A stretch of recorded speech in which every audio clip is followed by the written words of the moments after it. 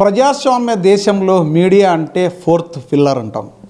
అలాంటిది మీడియా వ్యవస్థలో ఫోర్త్ పిల్లర్గా ఉన్న ఒక జర్నలిస్టులుగా పనిచేస్తున్న జర్నలిస్టులే తప్పు చేస్తే సమాజానికి ఏం మెసేజ్ ఇస్తాం మనం?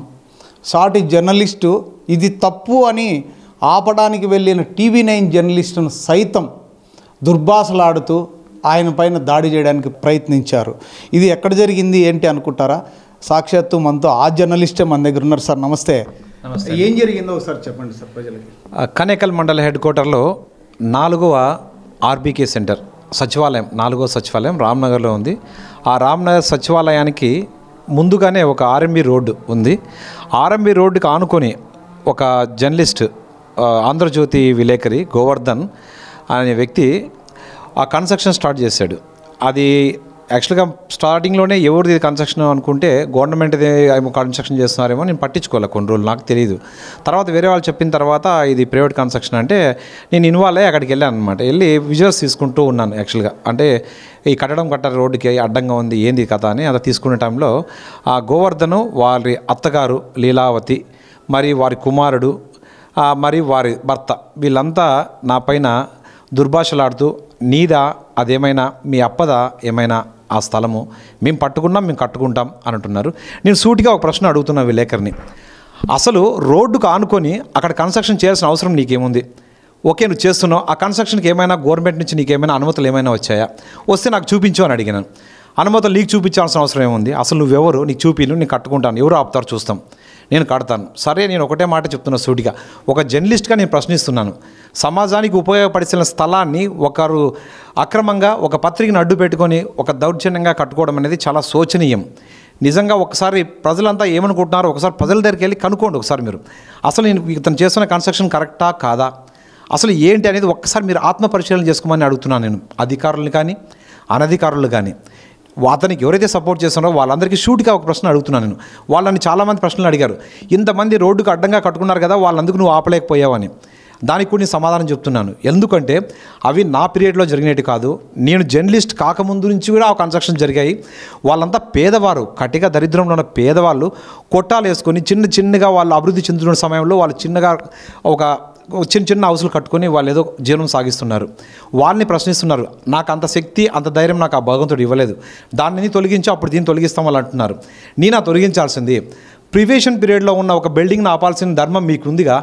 అదేమైనా కన్స్ట్రక్షన్ టోటల్ కంప్లీట్ కాలేదు, ఇంకా ప్రివెన్షన్ పీరియడ్లో ఉంది, దాన్ని ఆపడం ఈజీ, ఖర్చు కూడా తగ్గుతుంది, అతనికి లాస్ కంట్రోల్ అవుతుంది. మీరు ఇలాగే వదిలేస్తే పక్కన ఇంకొకటి వస్తాడు, నేను ఇక్కడ కట్టుకుంటాను స్థలం ఖాళీ ఉంది కదా అని. చాలామంది పట్టుకున్నారు స్థలాలు. నీవు ఇప్పుడు ఇతను చూసి ఇతను కట్టినా అంటే ఇంకోటి కడతాడు. ఒక మాట అడుగుతున్నాను డైరెక్ట్గా మీకు, అదే వేరే వ్యక్తి ఒక జర్నలిస్ట్ కాకుండా ఒక సామాన్య మానవుడి కాడికి వెళ్ళి కట్టుకుంటే మీరు అతన్ని వదిలేస్తారా? మీరు కరెక్ట్ చెప్పండి నాకు. ఒక సామాన్య పీపుల్ వెళ్ళి ఒక కన్స్ట్రక్షన్ అలా చేస్తే మీరు దాన్ని అడ్డుకోరా?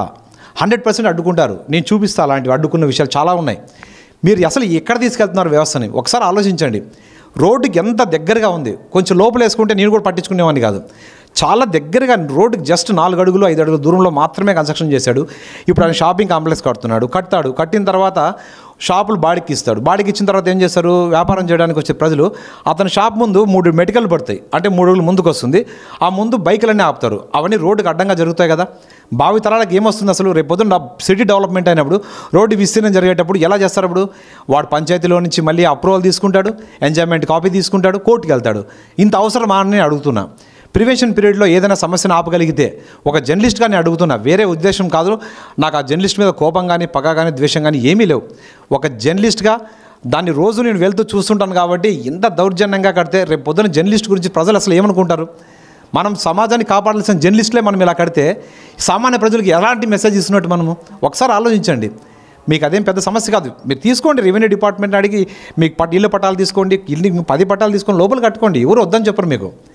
అలాంటి ప్రభుత్వ స్థలంలో రోడ్డుకు ఆనుకొని, అది RBK కార్యాలయానికి ముందుగా ఒక్కసారి మీరు ఎవరైతే నన్ను ప్రశ్నిస్తున్నారో వాళ్ళు ఒకసారి వాస్తవంగా ఆ స్పాట్కి వెళ్ళి చూడండి. అది నిజంగా ధర్మంగా ఉందా, కరెక్ట్గా మీకు కనిపిస్తూ ఉందా? అనిపిస్తే కట్టుకోండి, అభ్యంతరం లేదు. అది 100% కరెక్ట్ కాదు. ఒక్కరు కూడా కనేకల్ ప్రజలు ఎవ్వరే కానీ ఆ కన్స్ట్రక్షన్ ఇది కరెక్ట్గా ఉందని ఏ ఒక్కరు నాతో చెప్పండి ఇది కరెక్ట్ అని, నేను వదిలేస్తా. అది కరెక్ట్ కాదు కాబట్టి నేను పోరాటం చేస్తున్నా. MRO గారికి ఇచ్చాను నేను అర్జీ. ఎంఆర్ఓ గారికి ఇస్తే ఫస్ట్ టైం ఎంఆర్ఓ గారికి ఫోన్ చేశాం. రియల్ చెప్తున్నా, ఎంఆర్ఓ గారు పాపం వెంటనే స్పందించి 17/1/2025 రోజు ఉదయం 10:30 గంటల ప్రాంతంలో కనేకల్ గ్రామంలోని గ్రామ సచివాలయం 4వ సచివాలయం పక్కన ఉన్న ప్రభుత్వ పూర్వంభూమిలో అనధికార నిర్మాణాలు జరుగుతున్నాయి అనేసి మాకు సమాచారం అందిన వెంటనే నేను, అదేవిధంగా సంబంధిత గ్రామ రెవెన్యూ అధికారి, మా సిబ్బంది అందరము కలిసి వెళ్ళి వెంటనే ఆ నిర్మాణాలను ఆపివేయడం జరిగినది. వాళ్లకు చట్టరీత్యా తదుపరి చర్యల్లో భాగంగా నోటీసులు జారీ చేసి వాళ్ళ వద్ద నుంచి వివరణ అనేది తీసుకోవడానికి చర్యలు అనేవి జరుగుతూ ఉన్నాయి. సో ఎటువంటి నిర్మాణాలు జరగకోకుండా ఆల్రెడీ ఆపివేయడం జరిగింది. సో తదుపరిగా కూడా చర్యలు అనేవి చేపడతా ఉన్నారు చట్టరీత్యా. దాని మీద యాక్షన్ తీసుకున్నారు. తర్వాత దాన్ని వదిలేశారు సార్, ఇంకా అక్కడితో ఆపేసారు, వదిలేశారు. తర్వాత వీళ్ళు ఏం చేశారు, మళ్ళీ ఇసుక తోలారు. నేను మళ్ళీ ఆ ఇసుక లోడింగ్ అయ్యేది అన్ని తీసి మళ్ళీ ఎంఆర్ఓ దృష్టికి తీసుకెళ్ళి రిప్రజెంటేషన్ ఇచ్చాను సార్కి. సార్ ఇది కన్స్ట్రక్షన్ మళ్ళీ స్టార్ట్ అవుతుంది, దీన్ని డిమాలిష్ చేస్తే తప్ప ఇది ఆగదు. మీరు వదిలేస్తే మీరు ఊరు వెళ్ళినప్పుడు లేదా లీవ్లో ఉన్నప్పుడు రాత్రి కట్టే స్టాప్ వేస్తారు. ఆ తర్వాత అప్పుడు మీ తరం నా తరం కాదు, చాలా సమస్యలు వస్తాయి. అప్పుడు మళ్ళీ లాని ఆశ్రయించాల్సి వస్తుంది. ఆ తొందరగా అయ్యే పని కాదు. దాని మీద ఒక ప్రత్యేక శ్రద్ధ తీసుకొని ఆ పని అని చెప్పాను. సో ఈరోజు గ్రీవెన్స్ డేలో కలెక్టర్ గారికి కూడా వినతి పత్రం సమర్పించాను. సో ఏం జరుగుతుందో వెయిట్ చూద్దాం, వాళ్ళు ఏం చేస్తారు, దాని మీద నేనేం చేయాలనే దాని మీద ఆలోచన చేస్తాను. సరే, ఇలాంటి నేనేమంటానంటే మామూలుగా జర్నలిస్టులే తప్పు చేస్తే అధికారులు అధికారులు తప్పులు ఎత్తి చూపే జర్నలిస్టులకు అధికారులు కూడా భయపడతారు. మేమేదో చేస్తారులే, మమ్మల్ని ఇరికిస్తారులే అన్నట్టుగా. మరి ఇక్కడ జర్నలిస్టులే చేస్తున్నప్పుడు ఒక సాటి జర్నలిస్టుగా మీరు ప్రశ్నిస్తున్నప్పుడు దీన్ని మరి అధికారులు కూడా దీనికి ఎంతో తోడ్పాటు చేసి దాన్ని ఆపాలి కదా, మరి ఎందుకు ఆపలేకపోతున్నారు అనేది ఇప్పుడు ఎంఆర్ఓ సార్ మినాయిస్తే ఇప్పుడు పంచాయతీరాజ్ ఎగ్జిక్యూటివ్ ఆఫీసర్ ప్రసాద్ గారు ఉన్నారు. ఫస్ట్ టైం నేను ఆయనకి ఫోన్ చేశాను. ప్రసాద్ గారికి సూటిగా నేను ఒక ప్రశ్న అడుగుతున్నా, నా ఇంటి సొంత పట్టాలో మీ పర్మిషన్ లేకుండా నేను ఏదైనా కన్స్ట్రక్షన్ చేస్తే మీరు ఇమ్మీడియట్లీ వచ్చి పర్మిషన్ లేదని చెప్పి గోడ పడగొట్టి వెళ్తారు. అలాంటి పడగొట్టిన సందర్భాలు కొల్లలు ఉన్నాయి పంచాయతీ ఆఫీసులో నుంచి.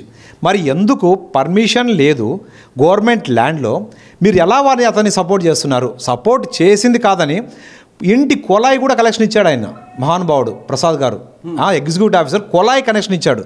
కొలాయి కనెక్షన్ మనకి రావాలంటే ఆయనకి చలానా 4,000 రూపాయలు చలానా కట్టి ఒక 10-15 రోజులు వెయిట్ చేసి తర్వాత మళ్ళీ అక్కడి నుంచి పంచాయతీ వాళ్ళు వచ్చిన తర్వాత వాళ్ళకి డబ్బులు సమర్పించుకొని మనమే సొంతంగా పైపులు తెచ్చుకొని వేసుకుంటే తప్ప కుళాయి రానిది ఇచ్చాడు. ఆయన దగ్గర నేను ఫోన్లో మాట్లాడాను, ఎలా కుళాయి ఇచ్చారు సార్ అంటే, ఏం లేదండి చలనా కావాలంటే నేను కట్టిస్తానంటాడు. నాకు చలనా కాదు సార్ కావాల్సింది, అది గవర్నమెంట్ ల్యాండా ప్రైవేట్ ల్యాండా?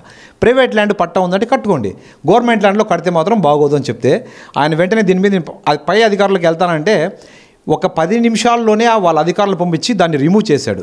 ఆ రిమూవ్ చేసిన విజువల్స్ కూడా నా దగ్గర ఉన్నాయి, అవి కూడా నేను పెట్టుకున్నా. సరే తర్వాత ఆయనతో మాట్లాడదామని వెళ్తే ఆఫీస్లో లేడు. రోడ్డు మీద వెళ్తా ఉంటే ఆపి, సార్ ఏం పరిస్థితి అని మాట్లాడతాను వెళ్ళిపోయాడు. తర్వాత మళ్ళీ ఇంకొకసారి మళ్ళీ సపరేట్గా వెళ్ళాను. ఏం సార్ వాటి మీద ఏమైనా చర్య తీసుకున్నారా, వాళ్ళకి నోటీస్ ఏమైనా ఇష్యూ చేశారా, అదేమైనా ఇష్యూ చేసింటే నాకు నోటీస్ ఇవ్వండి అని అడిగితే సమాధానం లేదు ఆయన దగ్గర. నిజంగా ఇలాంటి అధికారులు ఉంటే ఇలాంటి అక్రమాలు ఖచ్చితంగా జరుగుతూనే ఉంటాయి. సమాజం ఇలాగ నాశనం అయిపోతూనే ఉంటుంది. ఇలాంటి అధికారులు ఉన్నంతసేపు ఇలా అక్రమ కట్టడాలు జరుగుతూనే ఉంటాయి. మా కనేకల్లో ఇంతవరకు అక్రమ కట్టడాలు జరిగినాయంటే ఇలాంటి అవినీతి అధికారులు డబ్బు తీసుకొని లేదా ప్రభలో వాళ్ళకి భయపడి లేదా వాళ్ళ పలుకుబడికి భయపడి ఇలా వదిలేస్తే ఇలాగే జరుగుతూ పోతుంది.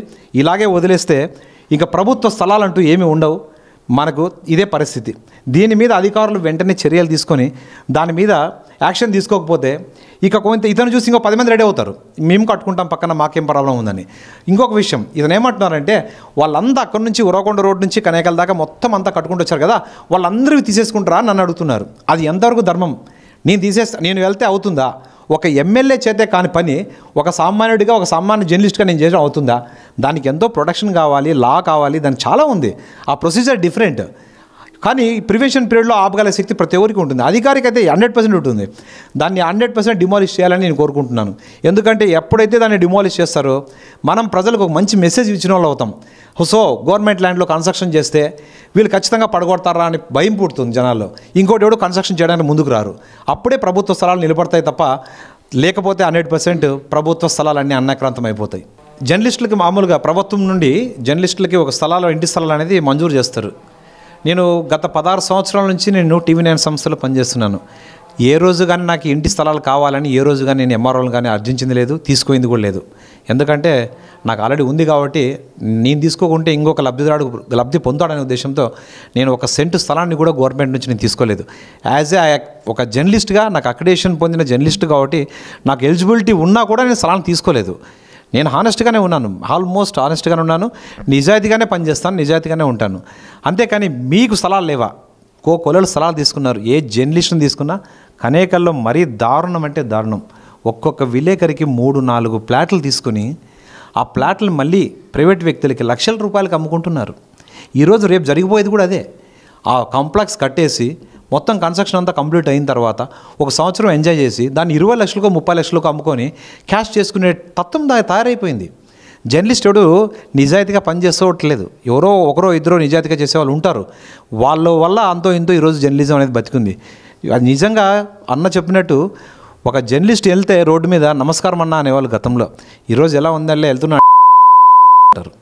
జర్నలిస్ట్ని కుక్కల కంటే హీనంగా చూస్తున్నారు ఈరోజు. అధికారులు అయితేనేమి, రాజకీయ నాయకులు అయితేనేమి, వాళ్ళ స్వార్థాలకు వాళ్ళు వాడుకుంటారు. ఒక జర్నలిస్ట్కి నిజంగా విలువ ఉందా సమాజంలో అంటే అస్సలు లేనే లేదు. జర్నలిస్ట్ అంటే వాడు చేస్తాడంతే, అంతే. యా, చూశారు కదా. నిజంగా ఈరోజు చంద్ర అన్నని నిజంగా అభినందిస్తున్నా. ఒక జర్నలిస్ట్గా మామూలుగా కెమెరా ముందుకు రావాలంటే భయపడతారు. ఎందుకంటే నాకెందుకు వచ్చిన గొడవలే అని కాదు, ఇది తప్పు. జర్నలిస్టుగా ఒక సాటి జర్నలిస్టు తప్పు చేస్తుంటే ఎదురీలేని జర్నలిస్టు అసలు జర్నలిస్ట్గా ఉండడమే అనర్హత అని చెప్తాను నేను. ఒక జర్నలిస్ట్ కావచ్చు, అధికారి కావచ్చు, ఎమ్మెల్యే కావచ్చు, ఎంపీ కావచ్చు, మినిస్టర్ కావచ్చు, జర్నలిస్ట్కి ఆ పవర్ ఉంది.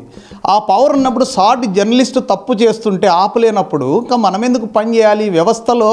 ఇది నిజంగా ఈరోజు చంద్రాన్న లాంటి వాళ్ళు చాలామంది ముందుకు రావాలి. ఎక్కడన్నా తప్పు జరిగితే తప్పును ఆపాలి. ఒకవేళ మనం కూడా తప్పు చేయవా అన్న ఎస్, మనము నిజాయితీగా ఉన్నప్పుడు, మనలో తప్పు లేనప్పుడు ఎదుటివారిని క్వశ్చన్ చేసే ధైర్యం మనకు వస్తుంది. ఇప్పుడు నేను తప్పుగా ప్రభుత్వ స్థలాలు ఆక్రమించి ఇల్లు కట్టుకొని ఉంటే నిజంగా ఈరోజు ఆన్ కెమెరా ముందు మాట్లాడే అర్హత నాకు లేదు అని చెప్తాను. ఇంతవరకు నేను ఎక్కడ కూడా ఒక ప్రభుత్వ పట్టా కూడా ఇంతవరకు నేను పొందలేదు. చాలామంది జర్నలిస్టులకు 4-5 పట్టాలు ఉన్నాయి, ఇల్లు కట్టుకున్నారు, రకరకాల వాళ్ళ గురించి ఇక్కడ మాట్లాడదలుచుకోలేదు నేను. ఇది సందర్భం కాదు. కానీ జర్నలిస్ట్గా సమాజానికి నువ్వు ఎప్పుడైతే నీతిగా నిజాయితీగా పనిచేస్తావో ఆ వెనకలో ఉన్న ప్రజలు కూడా నమ్మే పరిస్థితి వస్తుంది. జర్నలిస్టులుగా నువ్వు తప్పు చేస్తున్నప్పుడు ఇప్పుడు ఈరోజు నేను చెప్తున్నా, ఒకప్పుడు జర్నలిస్టులకి ఇప్పుడున్న జర్నలిస్టులకి ఎంతో తేడా ఉంది. ఒకప్పుడు ఒక జర్నలిస్ట్ వస్తున్నారంటే కూర్చొని చైర్ ఇచ్చి కాఫీనో నీళ్ళో తెప్పించి ఒక మర్యాద ఇచ్చేటోళ్ళు. ఇప్పుడు ఆ మర్యాద లేదు. జర్నలిస్ట్ అయితే ఏంటి నువ్వు ఏం చేస్తావు అని క్వశ్చన్ చేసే పరిస్థితి ఈరోజు ప్రజల్లోనే కాదు, ఒక అవినీతిపరుడు డాక్టర్. నిన్న కూడా ఒక సంఘటన జరిగింది. నేను ఒక ప్రైవేట్ హాస్పిటల్లో ఎంత నిర్దాక్షిణ్యంగా ఒక మహిళను పట్టుకొని ఒక డాక్టర్ తిడితే ఆ మహిళ కూడా చదువుకున్న వ్యక్తి, ఆ మహిళకు రక్షణ లేదని ఏడుస్తుంటే నేను జర్నలిస్ట్గా నేను పోయి హాస్పిటల్కి పోతే జర్నలిస్ట్ అంటే సో వాట్ అయితే ఏంటి, డిఎంఎన్హెచ్ఓకి చెప్పుకోపో లేకపోతే ఇంకోరికి చెప్పుకోపో అని డైరెక్ట్ ఆన్ కెమెరా ముందర మాట్లాడే పరిస్థితికి వస్తున్నారంటే జర్నలిస్ట్గా మన తల ఎక్కడ పెట్టుకోవాలి?